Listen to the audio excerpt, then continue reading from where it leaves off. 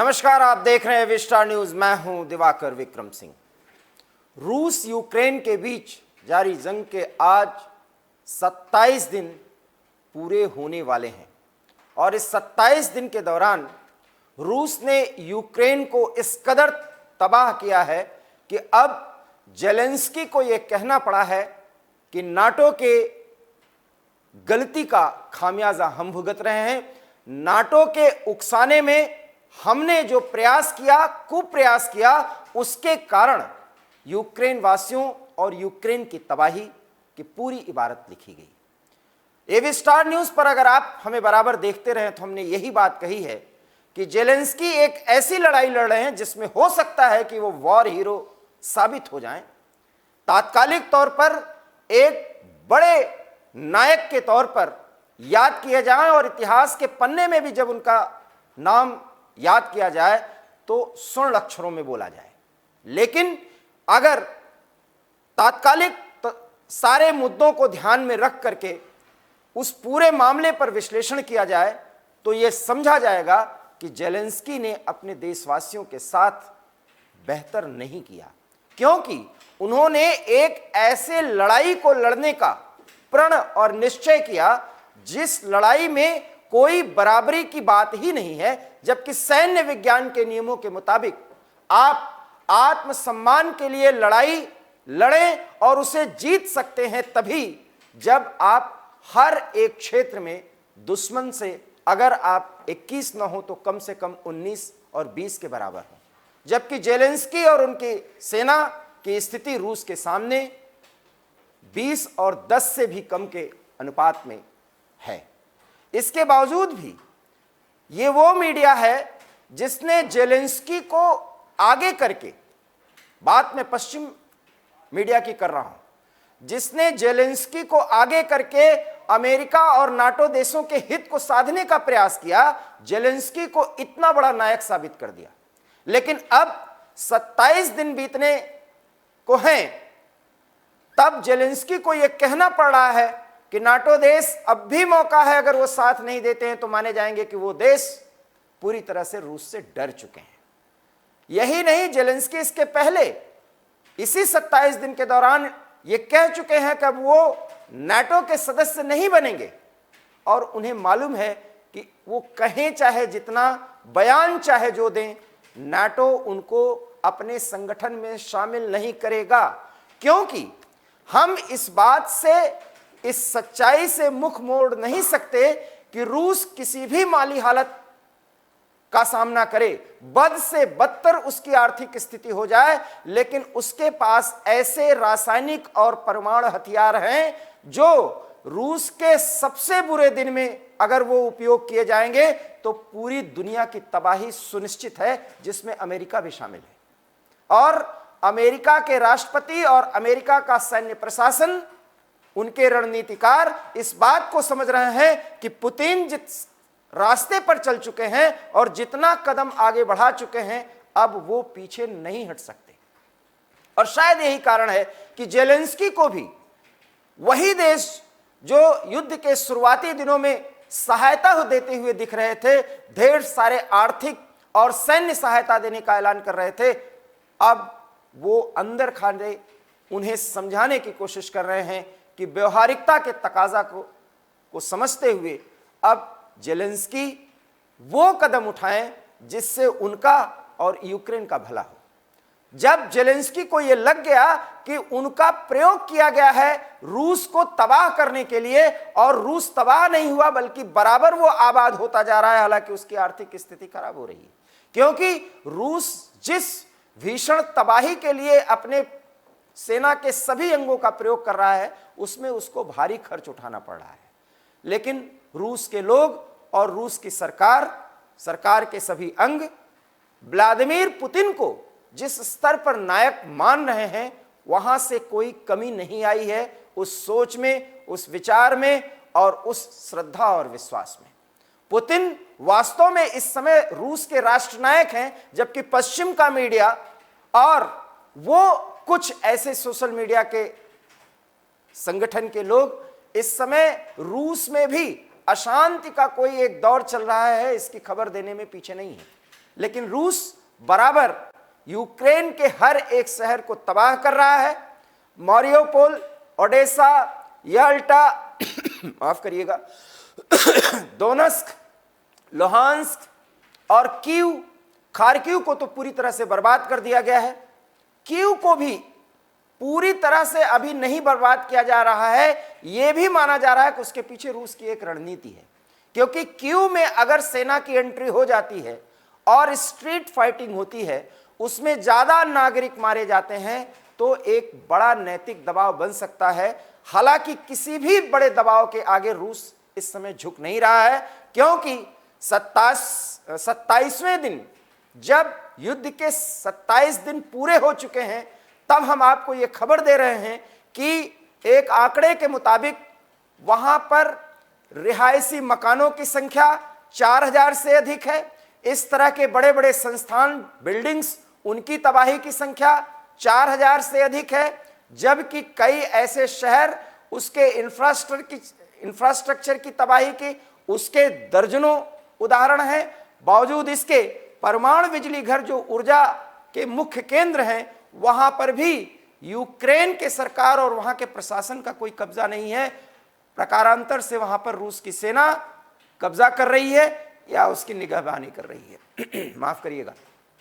इन परिस्थितियों को देखते हुए अब जेलेंस्की राष्ट्र नायक बनाए भले जा रहे हैं, उनके सेना के कुछ टुकड़ी बढ़ती रूसी सेना का मुकाबला करते हुए दिखाई भले जा रही है, लेकिन यूक्रेन तबाह हो चुका है। और शायद 27वें दिन के पूरा होते होते जेलेंस्की को यह कहना पड़ रहा है कि नाटो ने उनका बेजा इस्तेमाल किया और नाटो उनका साथ नहीं दे रहा है। इसलिए इतिहास नाटो को एक डरपोक संगठन के रूप में याद करेगा। यह बयान जेलेंस्की का है। अब आप समझ सकते हैं कि नाटो कितना जेलेंस्की का सहयोग कर रहा है और जेलेंस्की की आशाओं पर किस तरीके से पानी फिरा है।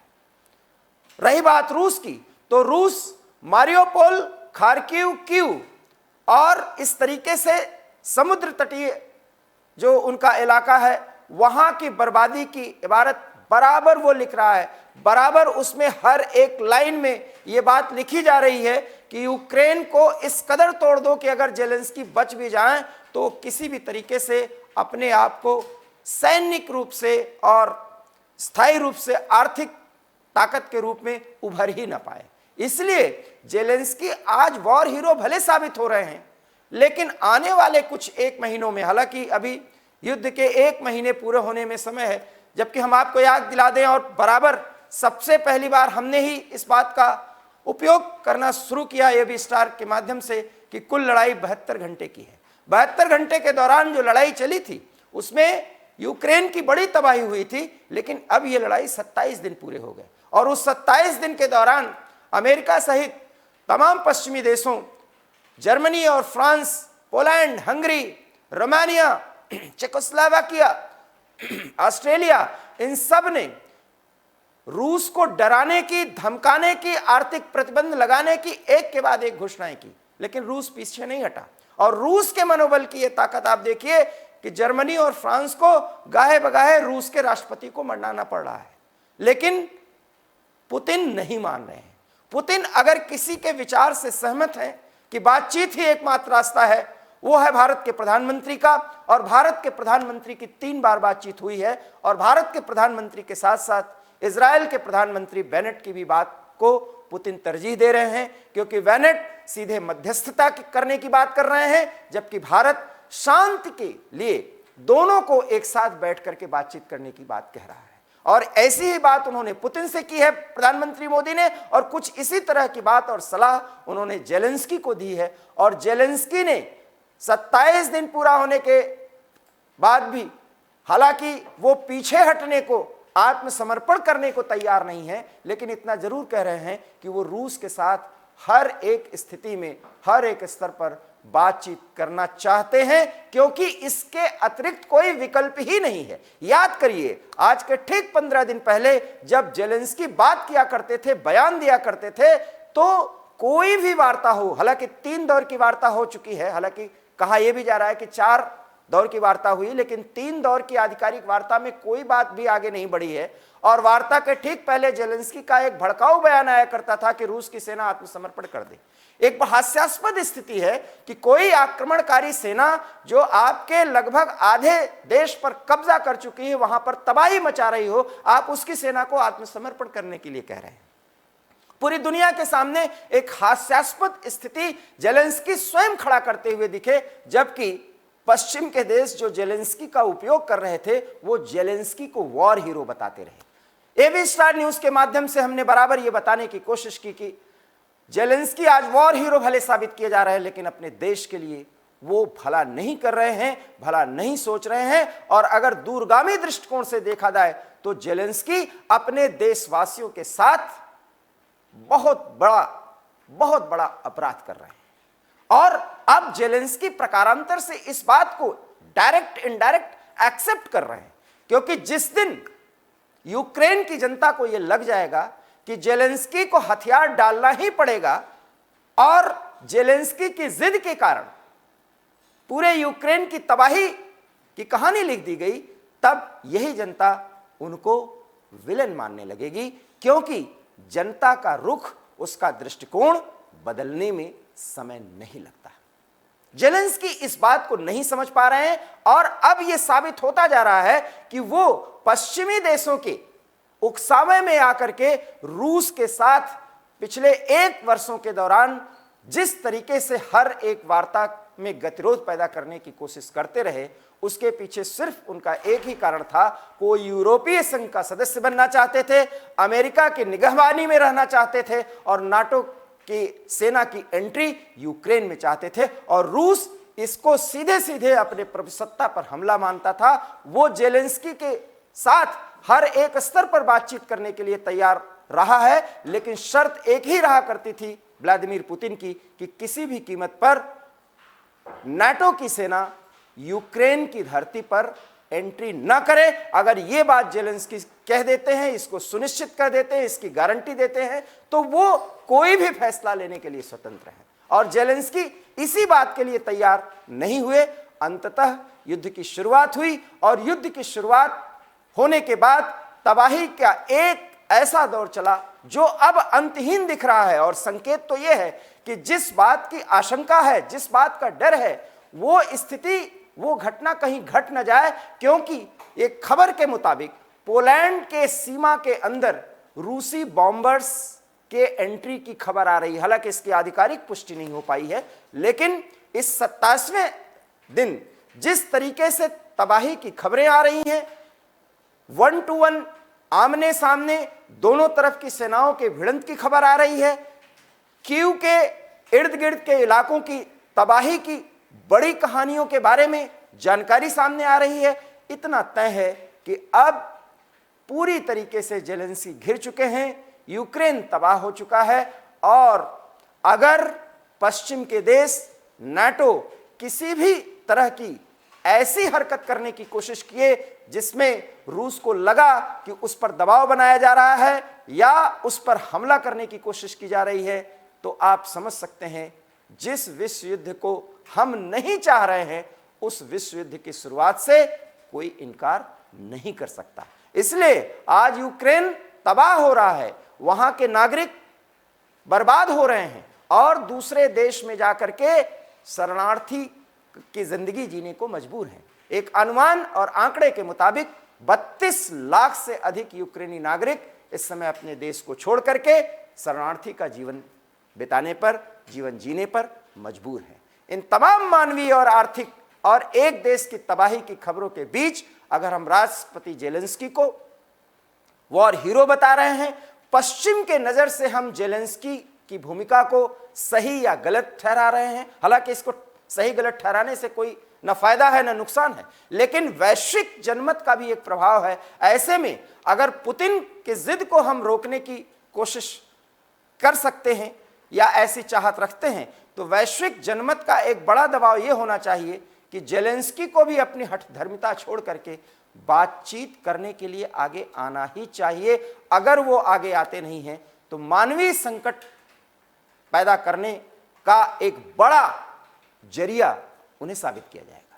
27 दिन की ये पूरे यूक्रेन और रूस की कहानी है। और इस लड़ाई में अब जिस तरीके से चिंगारियां यूक्रेन से बाहर भी जाकर के गिर रही हैं, उसमें एक बड़ा अंदेशा है, एक बड़ा डर है। और वो डर हमको परमाणु युद्ध के दायरे में भी ला करके खड़ा कर सकता है। और अगर वो स्थिति उत्पन्न हुई तो पूरी दुनिया, पूरे मानव समाज के लिए एक बड़ा अभिशाप, एक बड़ी गंभीर स्थिति की बात, या एक ऐसी स्थिति पैदा हो जाएगी जिसके बारे में हम सोचकर भी कांप उठते हैं। क्या होगी आगे की स्थिति? क्या दोनों देश वार्ता के टेबल पर आएंगे और बातचीत करेंगे, या जेलेंस्की एक तरफ बातचीत की बात करेंगे और दूसरी तरफ रूस के सामने एक के बाद एक ऐसी शर्तें रखेंगे जिसे रूस मान ही नहीं सकता? अगर यही स्थिति होगी तो आगे क्या होगा, इन सब के बारे में एवी स्टार न्यूज़ समय समय पर आपको जानकारी देता रहेगा, उसका विश्लेषण करता रहेगा। अगर आप उस विश्लेषण से सहमत हों तो आप हमारे सहमति के साथ जरूर जुड़िए। फिलहाल एवी स्टार न्यूज़ पर इतना ही। देश और दुनिया की तमाम बड़ी खबरों के लिए आप देखते रहिए एवी स्टार न्यूज़, क्योंकि यहाँ खबरों का सिलसिला कभी नहीं थमता। दीजिए इजाज़त, नमस्कार।